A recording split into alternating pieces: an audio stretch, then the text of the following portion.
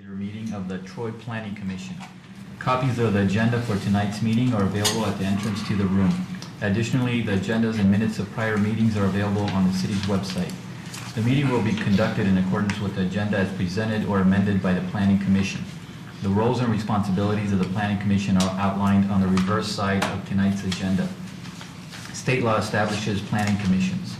The commission is comprised of 9 members, all of whom have volunteered to serve. Members are appointed by the mayor and confirmed by city council. The other individuals seated at the table this evening are representatives of the city's planning department, the city attorney's office, and the city's planning consultant, Carlisle Workman and Associates. If you wish to address the planning commission, please come forward when recognized and provide your name and address on the sign-on sheet. Please begin your remarks by stating your name for the benefit of the commissioners. All remarks are to be addressed to the planning commission, not to anyone else in the room. At this time, I ask that all cell phones, tablets, or any other devices that might disrupt this meeting, please either be placed in silent mode or turned off. The roll call, Mr. Sabana. Mr. Apahedian. Here. Ms. Cruz. Here. Mr. Evans. Here. Mr. Faison. Here. Mr. Hudson. Here. Mr. Krent. Here. Ms. Koopa. Here. Mr. Sanzika. Mr. Tagle. Here. Ms. Howe. Here. Quorum present. Item number 2 on the agenda, approval of the agenda. Can I get a motion to approve the agenda, please? Ms. Koopa, second. Mr. Faison. Roll call, Mr. Sabana. Mr. Apahedian. Yes. Ms. Cruz. Yes. Mr. Evans. Yes. Mr. Faison. Yes. Mr. Hudson. Yes. Mr. Krent. Yes. Ms. Koopa. Yes. Mr. Tagle. Yes. Item number 3, approval of the minutes for the October 10, 2017 meeting. Can I get a motion to approve the minutes? Mr. Edmonds, second by Mr. Hudson. Roll call, Mr. Sabana. Ms. Cruz. Yes. Mr. Evans. Yes. Mr. Faison. Yes. Mr. Hudson. Yes. Mr. Krent. Yes. Ms. Koopa. Yes. Mr. Tagle. I will abstain. Mr. Apahedian. Yes. Item number 4 on the agenda, public comment for items not on the agenda. Is there anyone in the audience that wishes to speak to an item that is not on agenda? Seeing none, we will move to item number 5, the ZBA report. Ms. Koopa? So this is a long one because it's 2 months, both the September and October cases that we heard. There were 7 of them in total. 1 was a repeat because we postponed it. There were 5 variance requests, of which we approved, there were 7 altogether, 6 at the first one and 2 at the second one. 1 was common between the 2. The 5 variance requests at the first one that we approved consisted of one where they came in with both a height variance and a square foot variance, but then when they came in, they said they didn't need the height variance because the applicant had done something different and gotten different equipment, and so we approved that. One of the ones that we got in September had already not been heard in August because there was no meeting, and then there were the house was already allowed to be built, or house was already built, and they needed a setback. And so there was some concern about giving them such a setback variance because it was 13.15 feet instead of the required 15-foot minimum.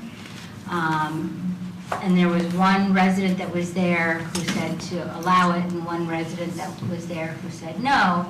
And so we postponed it with the idea that we would give more neighbors time to weigh in.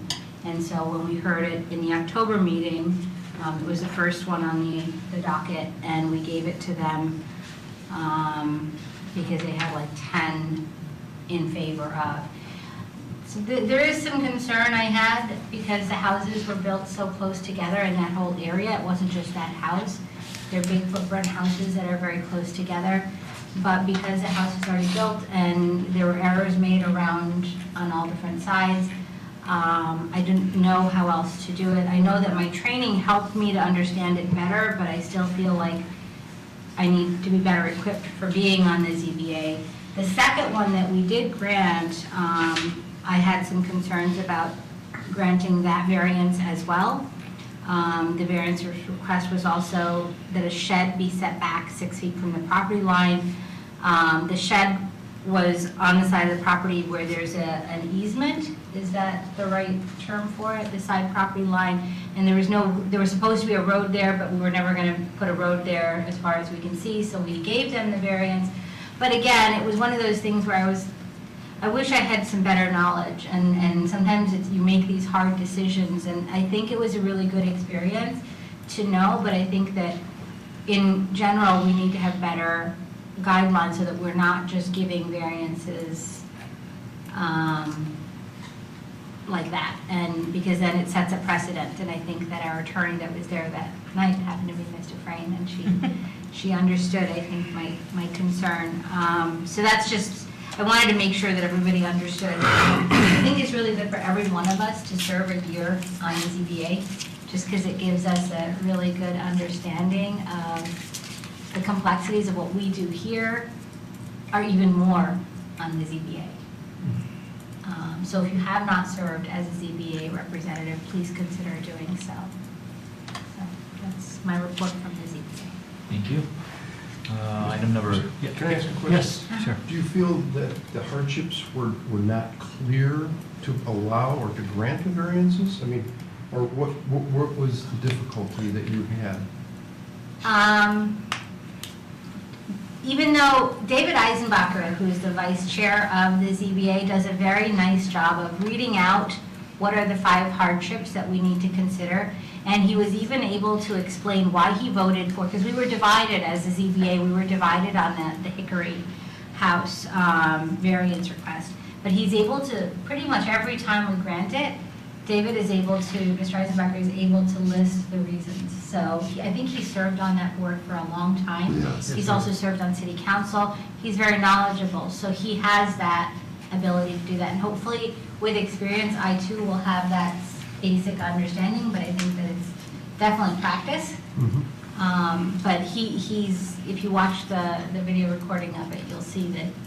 But I still feel like we shouldn't grant variances all the time. It's just, I'm just a little on the, I don't know. Mr. Edmund. Well, when I served on the ZBA, I know when I went to the training for that and everything first, and the rule of thumb is that most of the cases that come before the ZBA should not be approved, because if all we're doing is approving a lot of applications or variances, then there's something wrong with our ordinances. So I think you're on the right track, Ms. Krupa, in that it's important to question why you're granting a variance. May I? That was the case that Ms. Krupa is referring to was a difficult case. And to answer Mr. Tegel's question, to be frank, I'm not sure it met any of the standards. And I know Mr. Eisenbacher outlined his reasons. But that said, I think Ms. Krupa's concern, which is a valid one, to explain it a little bit further, the house had already been built. In the city of Troy, the builder is supposed to come to the city and file an as-built so that the inspectors can go out and make sure that the foundation is in the proper place. That didn't happen. So Ms. Krupa's concern, and many people's concern, was how do you prevent that from happening in the future? And the onus is on the developer, on the builder, to make sure that that part of the process gets done. So that case was difficult because here you have a house that's built, a person who's ready to move in, and both cases were that, because Yep. even, in fact, I think there was some miscommunication between the building department and the builder on the first case, so I can kind of see that. But the second one, he already started building his shed on his private property and Right. then came to us, and that's even worse. Right. Like, he didn't, like, what is it that we're doing that people don't know that they can't just go ahead and build without getting a permit? right. So it's an education process. So that for the Hickory case, the house case, not the shed case, was a difficult case, and it was a split vote. I think it ended up being 5-2. So Mr. Lambert and Mr. Clark didn't approve in the remaining. 5-2 in favor of approving the variance. But you felt as legal counsel, they did not meet the hardships. I felt it was a stretch, Yeah. but Even the second one was too. And I think she clearly, if you watch, she kind of let us know that, that's okay. To give a little background on the Hickory case, the builder hired a surveyor to go in and mark the corners where the foundation was going to be poured. And the way that, mark the corners, the foundation people came in, put the forms in for the foundation, pour the foundation. The way it's supposed to work is once the foundation's formed, you get the survey crew to go back and verify before you invest all that extra money in finishing out the house. That was never done. And what happened was when the guys went in to put the forms in, they botched where the corners were, and they moved it 1.5 feet closer to the property line. So it was an error on the developer pays for the contractors. It was a contractor error, but ultimately the developer's error. And it wasn't caught until they went to submit the as-built to the building department for the certificate of occupancy. So they couldn't occupy the house because they couldn't get approval from the building official because it didn't comply with the zoning ordinance. Right, so the developer would have been really the one that Yes. would have been out because he couldn't sell the house. No, for some reason, he was able to sell the house. There was a family that had their toothbrushes in the toothbrush jar in the house. That was ready to move in. Don't ask me how that slipped through how a bank was able to, how that was able to slip through the cracks, I don't know. But there was an actual family, and Podman can testify to the fact that they were probably at the meeting watching, sitting in the three audience. meetings they brought me to, they sat there. The first meeting we had to cancel because there was no show there wasn't a quorum for the ZBA.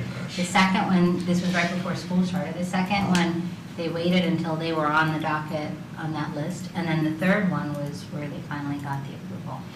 And that's what complicated matters too, because if it had just been the developer, I think it would have been easier to make a different decision, but you have an actual family, and it makes it much more complicated for ZBA to say, no, you have to tear down that part of your house, or whatever the remedy would have been. Let me ask one other quick, 'cause this is really interesting.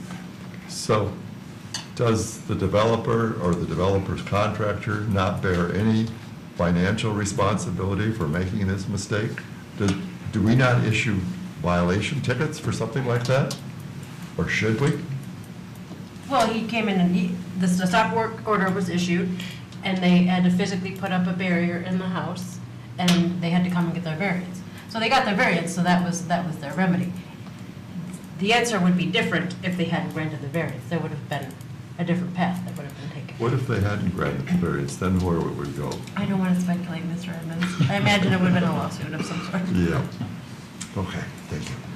And I pointed out, because it was an immigrant couple, I pointed out that there might be a lack of knowledge and that they might have been taken advantage of. And I think the discussion amongst the ZBA is that there are many people who don't know ordinances, and so it might not just have been them. But then the question also came up is how many do we get as far as applications like this, like when people come to our planning department is doing a very good job, and I'm not questioning, Mr. Evans did, what he was supposed to, but still there seems to be things that slip through the cracks. And my question to the staff that evening was, what can we as volunteer board do to prevent things slipping through the cracks? And That's a great probably question. $1 million question. But you indicated that both the items on the October agenda, the house was constructed, the developer made an error by not going back and double checking the location of the foundation. And in the second case, the homeowner made an error by starting construction of a shed without seeking building permits. So had they both people gone through the proper channels, they wouldn't have been in front of the zoning board of appeals. Right. Mistakes are made. I mean, I make mistakes, building department, everyone makes mistakes. But Every case is different, But the first one is an order of magnitude different than the second, 100%. right? A shed is different from a Because a dwelling. like Ms. Cooper indicated, they went to the August meeting hoping to get approval, and there wasn't a quorum. I remember that. So we had to push them back a month. Was the house finished at that point? Done. It was done before they It's even got done. to ZBA. What was a final inspection caught Yes. this? Yes. And the people were in it before they got with They weren't in certificates? it. Oh, Oh, I thought they okay. were in it. They were in it. They moved in, they shouldn't have been, So mistakes all around, but they bought the house. So expectations, we're talking misinformation and expectations, I think a little bit possibly, I don't want to, on camera here, I want to be careful, possibly someone trying to take advantage of someone who didn't know the way things work, possibly, I don't know. But I feel bad for the family, but again, every case is different, and when you've got, physically have a family sitting in the audience, I mean, it changes the game. But you make a good point, sorry to interrupt, you make a good point about the bank, though. How did that happen? How did that happen? How did that happen? I don't know. I guess my thought is, in the building process and obtaining a CFO, if you only need as-bills when that property is all done and you're ready to move in, is there anything else that can be done in the process where you don't wait for as-bills at the very end when somebody's ready to move in?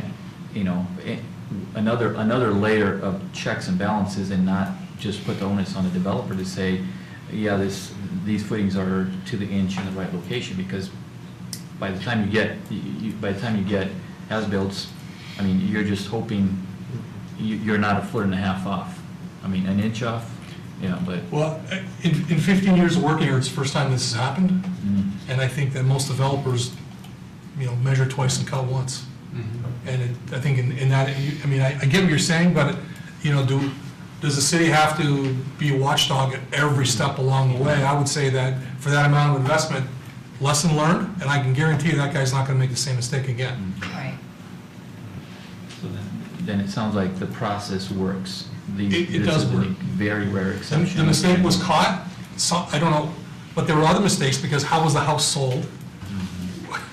There was Yeah. a, That, Was just it a- part of a development? No. no. It was a signal. Yeah, the developer lives in that same area. Oh.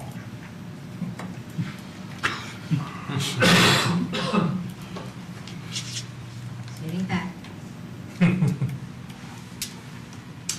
Okay, So, sorry for such a long report, but I needed you all to understand That's that important, thank you. the last few months of ZBA have been very,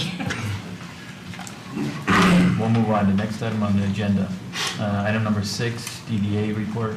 Mr. Saga.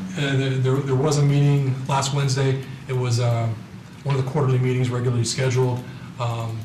There wasn't, nothing comes to mind in terms of, jumps out in terms of what we talked about. Kurt Bovisi gave an update on the trolley. Brian Kishnick gave an update on the Civic Center project. And there's some other dialogue. What is the update on the Civic Center project? I would Julia, can you handle this? The update is there is no update until after the election. Everything's on hold, essentially. Where were they in the process? Did they send out the RFQs? It had not been completed yet. It was in the So they- process of being completed. So they had sent them? They had sent them. Oh, they had sent them? I thought they sent them and pulled them Yes, back. they did. Okay. They were called back. Correct, Larry? Thank you. Thank you. Okay, item number 7, planning and zoning report. Reminder to the planning commission next Monday at 6 PM. Joint meeting with city council. In fact, there will be food served at starting at 5 o'clock, so Okay. please take advantage of that. Where are you bringing the food in from? I don't know, I don't do it. You can ask Beth. Or if you remind me tomorrow, I can. We have someone who could make a And recommendation. if you have a recommendation, I can certainly forward it to her. The meeting's at 6 though, correct? Meeting's at 6, food served at 5. 10:30? October? October 30th. Yep. There's not a council meeting after, so there's there's more time. And the agenda is already out too for us. Yes. A lot of different important things. Item number 8, rezoning request, public hearing for rezoning application, file number Z, JPLN 2017-0023, proposed 901 Tower Drive north of West Long Lake, east side of Crook, section 09, from RC Research Center District to OM Office Mixed Use District. Mr. Carlisle. Good evening, City Planning Commission. I apologize, I'm a little under the weather, so if my voice dies halfway through this, I apologize. Mr. Goss here is here to represent the applicants of 901 Tower Drive. They are requesting a rezoning of their entire parcel, which is approximately 11 acres, from RC Research Center to OM Office Mixed Use. In discussions with the applicant, the reasoning behind why they are seeking rezoning is they are proposing to develop an outlot building for the parcel that fronts on, for the part of the parcel that fronts on Crooks. I want to note that a concept plan, which was included in your packet and has been submitted to the planning department, that is only for concept. We are not here tonight to discuss that site plan.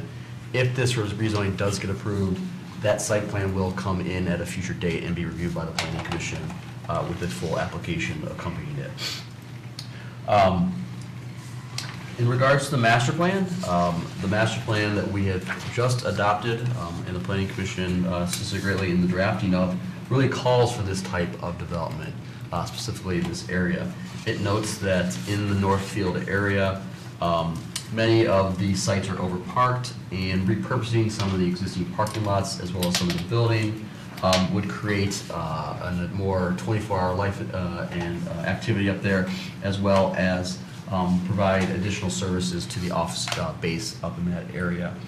In fact, one of the actual lines in the master plan says, as a means to attract new businesses to North Troy, these underutilized parking areas may be repurposed for service infill development.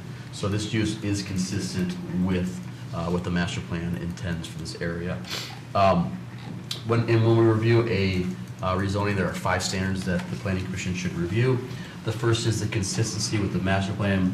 The second is any increase to a nonconformity. The third is, can the use by rezoning be served by public services?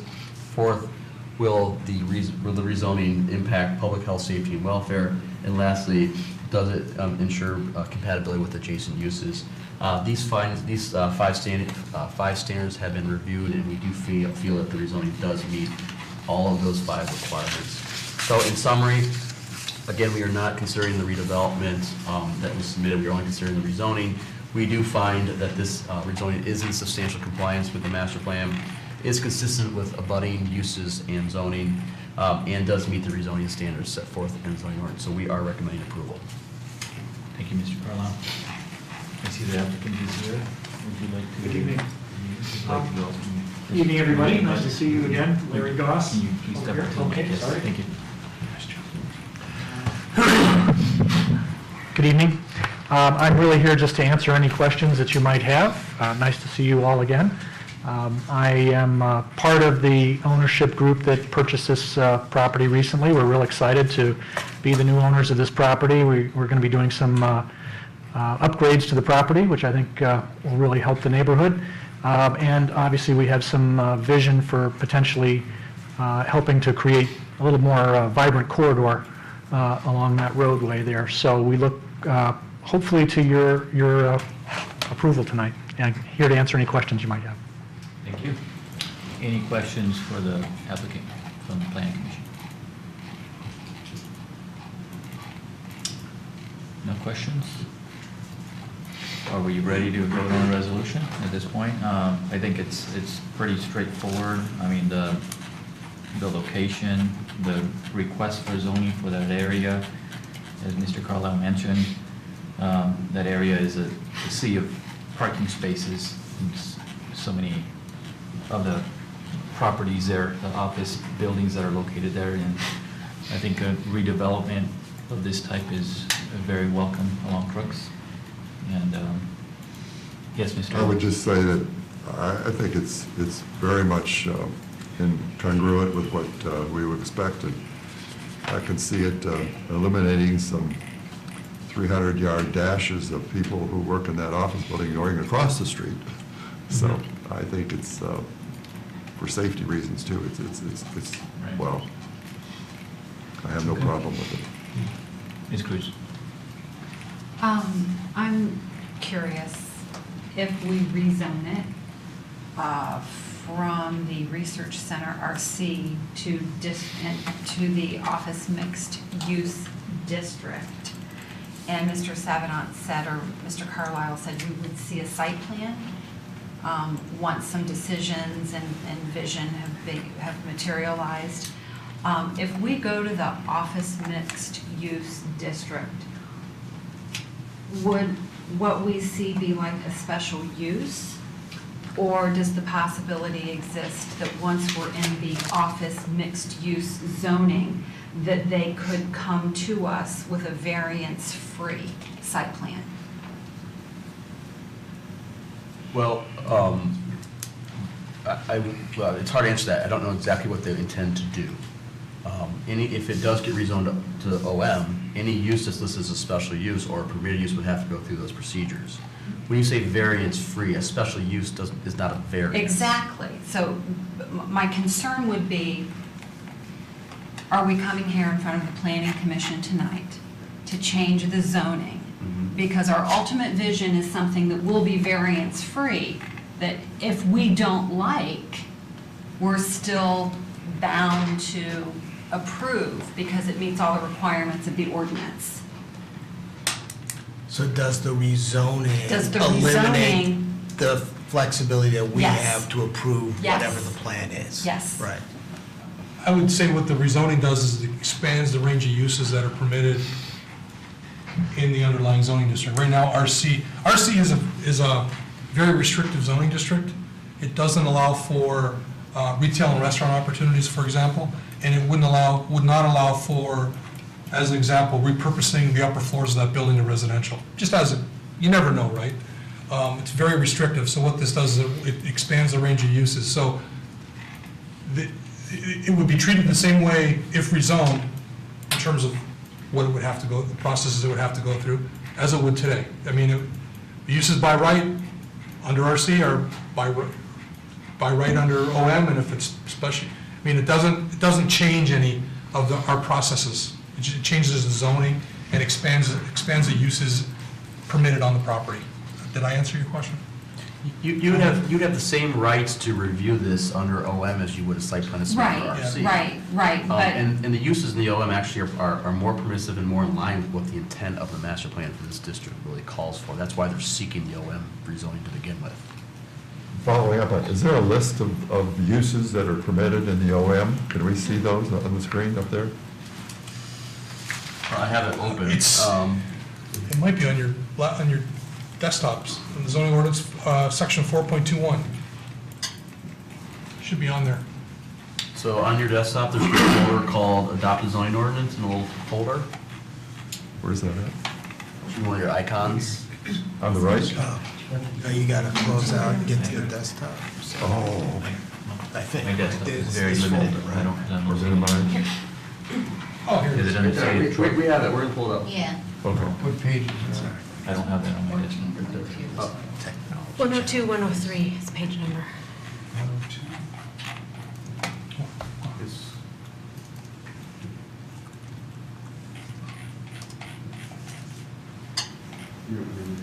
I'm confused. There it is.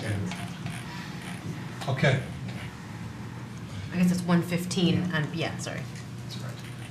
So the biggest difference is, Mr. Evans, in regards to what the OM allows that the RC does not, is it allows residential, it allows multifamily residential, it allows senior assisted living, and it allows more retail uses that are not permitted under the RC zoning district. So, just to put this in perspective, could they actually tear down that existing office building and put in a cluster development there, a residential? Or a senior center. They could tear down, they couldn't do a cluster because that would be single-family residential, which is not permitted, but they could do a multifamily development there. Yes, or they could do a senior assisted living facility. Well, I'd like to at least ask the applicant, is that on the radar screen? No, sir. No, that's not our intention. We intend to operate it as an office building. And we did look at, again, you have sort of an early concept design, just as we did some test fits. Our plan would be to bring in somebody possibly like a Panera Bread or somebody like that for the corner, and maybe even make it an office use above that. So we'd be able to use a mixed use in that regard. But that's still conceptual. But still, you could actually, if I'm understanding this correctly, say, upper floors of that office building, which are probably somewhat vacant these days, or not? There is some vacancy there, but frankly, we believe in the Troy office market, as you know, and so we're planning on marketing it as its current use as an But you office could building. actually propose, Larry, Theoretically, I guess it's possible. to use upper floors for apartments or something like that. Okay. Theoretically possible. Mr. Tagle?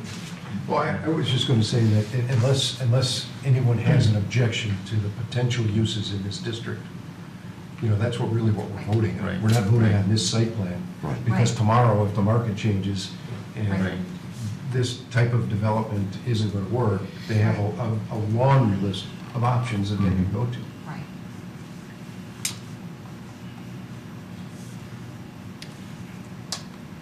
I'll just throw a couple words in there. I visited that whole complex, that whole area many times over the last decade, and I've seen the sea of empty parking spaces. I think there's a great utilization to change the zoning so that that area can become more vibrant.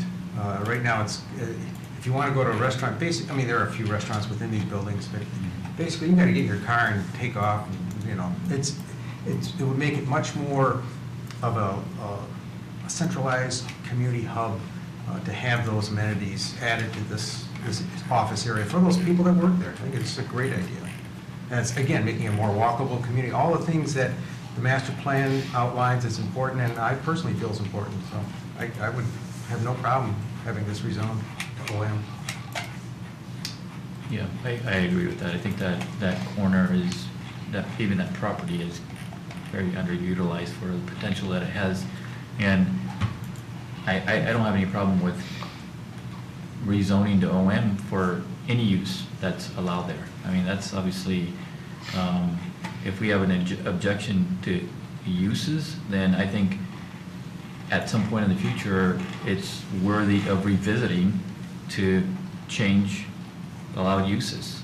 If we have an objection to permitted uses at OM, or for that matter, any type of rezoning, any district. But I think at this point, the uses that are there, the owners, the current owners or future owners, they've spoken of their intent of what really they want to do with that corner. May I ask, how many other properties in this Northfield area are research RC? There's an illustration, zoning map in your, in the report. There's also a zoning map on. Right there. Nope, right there. So how many? See those. Well, zoom in. I was looking About for, a dozen. I was looking for a number. So it's property, it's up here, Is this page so Yeah. 15 to 20, Okay, thank you. roughly. There's a slide in our packet. If you look at, it's an aerial view of the area, and all you see is an ocean of asphalt around every building. So I think Right. there's Makes sense. great opportunity And to, and we're not here to talk about a text amendment, you mentioned it, but just since we're talking about RC, so there's really three concentrations of RC.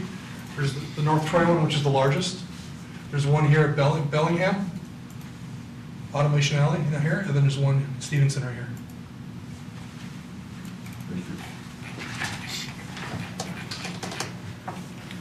Any other comments or thoughts, or we can move to the resolution?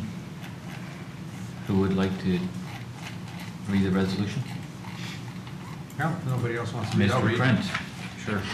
Resolved that the Planning Commission hereby recommends to the City Council that the RC to OM rezoning request located north of Long Lake, east of Crooks, in parentheses, 901 Tower Drive, end of parentheses, in Section 9, be approximately 11 acres in size, be approved for the following reasons. Number one, the OM zoning district is in substantial compliance with the City of Troy master plan. Number two, the OM zoning district is consistent with abutting uses and zoning in the surrounding area. Number three, the OM zoning district meets the rezoning standard set forth in section 16.03.c in the zoning ordinance.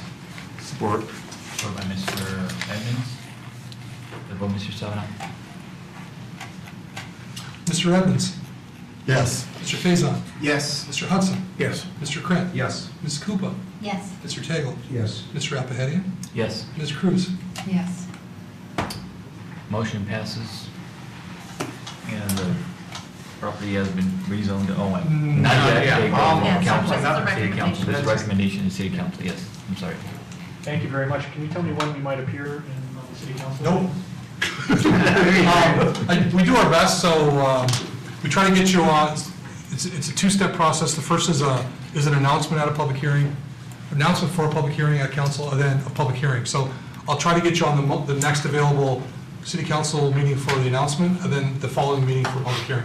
That's tentative. I don't decide what goes on the agenda, but that's my game plan right now. I don't have the schedule in front of me, so hopefully 2 council meetings away from approval. Thank you very much. Easiest rezoning we've ever handled. It was simple to read. Item number 9 on the agenda, public comment for items on the current agenda. There is no one in the audience for public comment on the agenda. Item number 10, planning commission comments, and we will start with Mr. Hudson tonight. No comment. Nothing. Mr. Tagle, Ms. Cooper. I have a lot, so if anybody else wants to make their comments, but if you're ready, here we go. So first thing is this week, Troy Nature Center has their fundraiser. It's Thursday evening. If you haven't gotten tickets, I'm sure they will have tickets at the door. And to support our nature center, please join me and my husband. He's actually in town for a change. Second thing is tomorrow night, I will be getting an award as part of a group of scholars that meet during the academic year at Marygrove College. It's called the Interfaith Scholars Colloquy. Seems to be my middle name. Anyway, so that I will be getting that from the Metropolitan Interfaith Council of Metropolitan Detroit. Interfaith Leadership Council of Metropolitan Detroit. So I will be part of that tomorrow night. And then if you know anyone who is old enough to trick or treat, or if you're interested in volunteering, the Detroit Historical Museum has their trick or treat this Saturday. I know it's a long way for you, Mr. Carlisle, but if you know anyone else. You'll be there. I'll be there. I'll bring my kids too. Yeah, it's a great event. So anyways, so yeah, so those are. Police department. Oh, perfect, yeah. I love to be locked up. I'm not gonna. I am done. I'm done. I have no comment. So, Mr. Edmonds? No comment. Mr. Faison? Nothing from me. Mr. Brady? No, thank you. No comment. Mr. Savanato? And I have no comment. Other than just another reminder for next Monday, I guess, for meeting at 6 p.m. And there is an election coming up. November Yeah, I 7th. didn't want to say that. I was hoping 2 weeks from today, yes. Just, we're going, Meeting the adjourned. meeting Monday, is everybody attending? All of us Mm-hmm. are confirmed and the whole city council is confirmed? I think so. I haven't heard anyone who's not going to be there. Double negative. That's good. Should be a good meeting. Meeting adjourned.